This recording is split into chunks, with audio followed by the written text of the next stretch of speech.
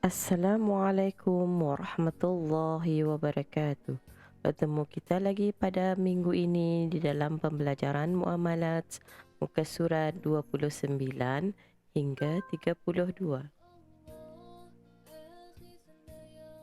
Kita teruskan saja pembelajaran kita pada hari ini menyambung dengan pembelajaran minggu lepas, iaitu maksud melihat sesuatu benda yang dijual. Maksudnya di sini melihat benda itu setakat yang berpatutan menurut keadaannya dan menurut kebiasaan. Contohnya adalah seperti berikut.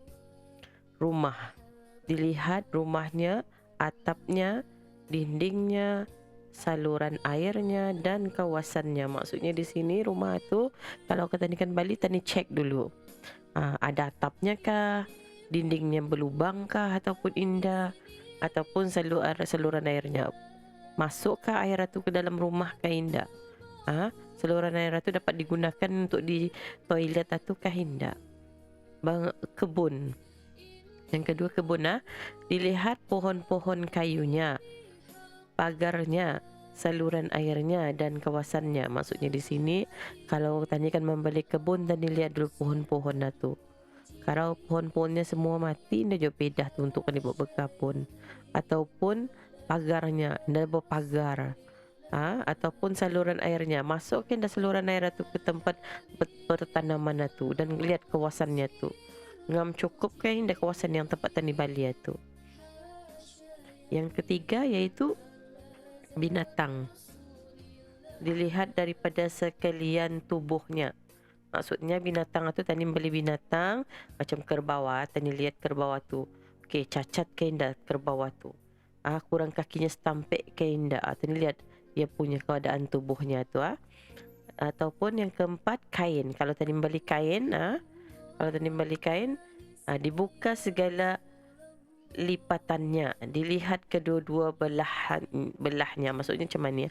Kain tu tani buka libar-libar, tani lihat. Takut time yang bergulung tu lawa sudah di dalam rupanya bergulung ataupun rusak bagas terikah. Maksudnya macam tu. Okey, contoh yang kelima iaitu kitab. Kitab ni macam buku maksudnya. Okey, dilihat dari lembar-lembarnya. Tadi lihat lembar-lembarnya tu, tadi bila sebuting-sebuting. Takut ada cukup page-nya. Ataupun tengah-tengah tu berlubang dia, kuyak dia. Tadi lihat. Okey, syarat-syarat bagi harga. Tadi masuk syarat-syarat bagi harga. Satu, harga tu hendaklah suci, ada manfaatnya. Yang ketiga, dapat diserahkan. Dan yang keempat, ada dalam milik dan kekuasaan pembeli. Dan nombor 5, diketahui oleh pembeli dan penjual akan harga tu. Maksudnya di sini harga tu telah ditetapkan berapa sekian harganya. Kalau harganya 200, 200. Dilihat duitnya tu. Kuyak ke indah duitnya tu. Atau dapat diserahkan ke indah duit tu. Boleh jual melalui sekarang ni canggih sudah, pakai bank in saja. Dapat diserahkan melalui bank in. Kalau duit diserahkan, diunjuklah dengan tangan. Ada manfaatnya barang tu, harga tu dapat digunakan. Itu maksudnya. Huraian syarat-syarat harga itu adalah serupa dengan huraian bagi barang yang dijual, dengan hanya menukar barang yang dijual itu kepada harga dan penjual kepada pembeli. Kadang-kadang dulu ada orang berjual kayu sama baras, macam dulu-dulu tu tapung dengan jagung, dapat diserahkan. Maksudnya sama dengan syarat-syarat tu, dengan syarat barang yang dijual. Ijab dan kabul. Apa dia ijab ni? Apa dia kabul ni? Ijab ni maksudnya orang yang bercakap tu, si pembeli bercakap dipanggil, si penjual bercakap dipanggil ijab. Yang si kabulan ni yang mengaukan, dia akan membalinya, si pembeli maksudnya. Maksud tu misal contoh ijab ialah memberi tawaran supaya diterima sesuatu. Maksudnya ijab dalam hukum jual beli ialah tawaran menjual sesuatu kepada pembeli dengan harga yang tertentu. Ia membeli dengan harga tertentu. Okey. Kabul. Kabul ialah menerima, orang yang menerima barang itu, orang yang akan membeli. Maksud kabul dalam hukum jual beli ialah penerimaan kepada tawaran. Lihat contohnya. Ijab dan kabul, ijab kabulan ni ialah tawaran dan penerimaan. Ijab menawarkan, kabul menerima. Dalam hukum jual beli, ucapan pertama sama ada dari segi penjual atau dari segi pembeli dikatakan ijab, dan ucapan yang kedua yang menandakan persetujuan adalah dikatakan kabul. Maksudnya di sini aku balik yang itu, yang si ijab bercakap, aku jual bantalan ni, satu pembeli yes, satu pun sudah dikira kabul namanya tu. Okay, contoh lafaz ijab.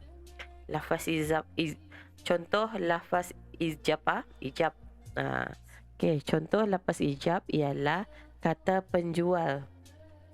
Si penjual bercakap aku jual kepadamu barang ini adalah barang ini untuk engkau. Barang ini jadi milikmu, aku berikan kepadamu barang ini. Maksudnya, akunya jual barang ini arahmu. Kau beli barangannya dengan harga RM1. Maksudnya.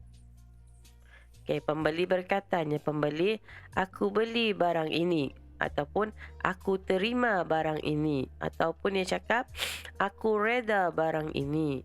Atau aku ambil barang ini, tapi ambillah tu bayarlah, bukan ambil saja, anda bayar. Aku memiliki barang ini dengan harga RM1. Ni punya harganya. Ni yang beritahu yang persetujuannya akan menerima tu. Boleh je pakai yes, boleh aku ambil, macam tu.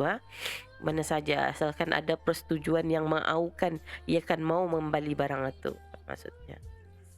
Okey, ijab tidak disyaratkan terlebih dahulu sebelum diucapkan kabul. Bahkan sah jika kabul itu didahulukan pada ijab. Seperti kata pembeli, engkau jual kepadaku barang ini dengan harga RM1. Maka berkata penjual, aku jual kepadamu. Maksudnya di sini ia pula mengofer, bah beli ni barang mu ni RM5. Bah beli tiap. Ya, kata penjual. Si penjual bilang betul, bah bali tianya. Dia bersetuju, si penjual bilang bersetuju. Bah bali tianya. Biasa yang bercakap macam tu si penjual lah, boleh je ditukar kepada si pembeli. Si penjual maksudnya. Terima kasih kerana melayari channel Cikgu Zina. Semoga bermanfaat kepada kita ni semua. Cikgu akhiri dengan pembelajaran hari ini. Assalamualaikum warahmatullahi wabarakatuh.